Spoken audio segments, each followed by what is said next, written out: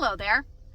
So I am sitting in the grocery store parking lot, and I thought about how this was a trigger for me shortly after I experienced the shock of my husband passing, and how that shock was something that turned my life upside down.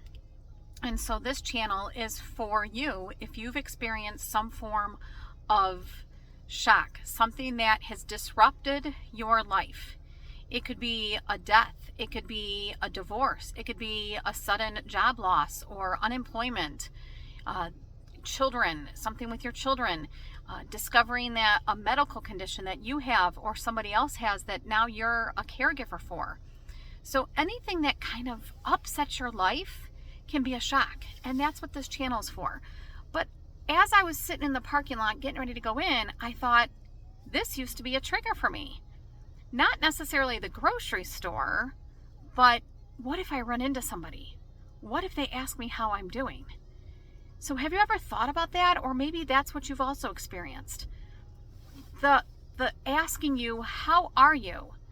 Well, usually society and our perception is that people want to hear I'm okay or I'm fine.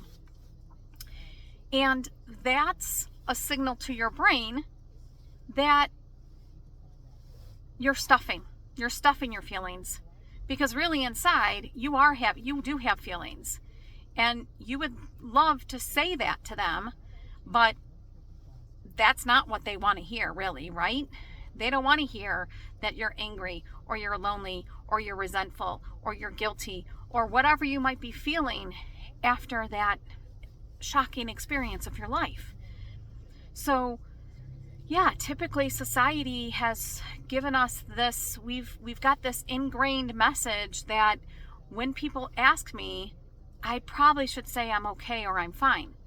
And that's just, again, another signal for us to stuff this feeling. We can't talk about them, so we have to stuff them. And what happens when we stuff feelings? Well, one, long enough, we may avoid going to places because we don't want to deal with those feelings. We might ruin relationships because we yell and argue with people for no reason at all. Or it also affects our health. We now might be walking around with migraines, IBS symptoms, high blood pressure, shortness of breath, all because we've been allowing ourselves to stuff these feelings. So let's play this scenario out. I walk into the grocery store and I see somebody I know. They ask me how I am. I say I'm okay, or I'm fine. Then they say, oh, you're so strong. Oh, you're doing so well. Well, that just is another trigger, because now I'm angry that they've said those things about me and I'm not really those things. So now I hold on to that feeling. And then I get home and I start unloading the groceries. And somebody says, oh, what'd you buy at the grocery store? I'm hungry. Or what's for dinner? And you explode on your family.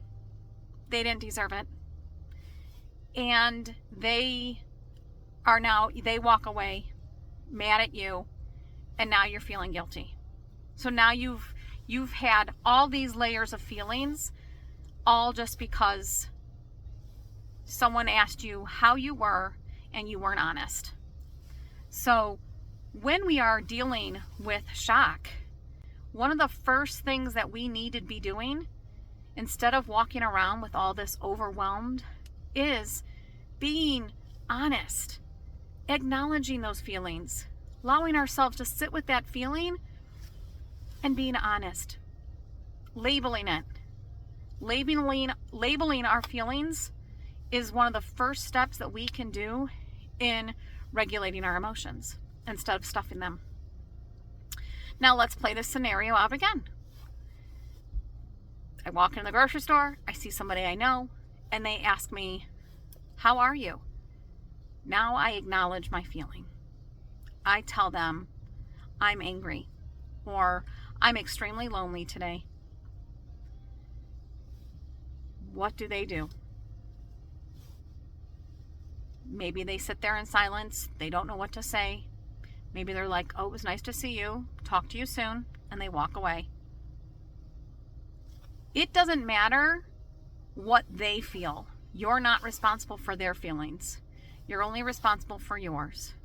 But you've acknowledged it, so you don't stuff it. And now when you get home, you've released that feeling, so you're not holding on to any more feelings. And you don't yell at your family members. They're welcome you home, and they're glad to know that they have groceries.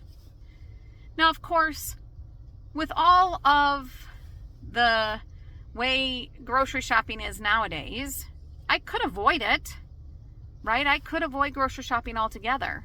I could have done online grocery shopping and just picked it up and only had to deal with the person that brought it to my car. Or there are some grocery stores that do delivery. But I'm avoiding those feelings again. So again, it's another way of stuffing it. And I want the control. I want the control of what I shop for. You know, if I allow my feelings to be in control, then yeah, maybe I avoid the grocery store and I let the workers do the shopping for me and I just pick it up or have it delivered. And that is a convenience factor, and some people do it, and that's fine. But I want the control. Though in shocking times, we also thrive for control. We want control because that shocking event that happened to us, we can't control. And so if I can have one control in my life and I go grocery shopping, then I'm in control. And I'm also not allowing my feelings to be in charge. I'm in charge of my feelings. So again, so that it helps us with our health, acknowledging our feelings is better for our health. It is also better for our relationships. So, like I said, the very first step in managing our emotions is acknowledging them. That's it. And sometimes that's hard for people too, because we really don't know the label for feelings. And so, acknowledge, we need to find the words for all those feelings to begin with. So that's one of the first steps too. And inside my illumination toolkit that I shine a light on the first steps of feeling less overwhelmed. I have an emotions wheel with all the different feelings, which can help you label that. So like I said, the first step in helping yourself with this shocking event and dealing with daily triggers like the grocery store is acknowledging your feelings. So if this is interesting to you, if this resonates with you, make sure you subscribe and click like below. All right. Have a good day. We'll talk to you soon.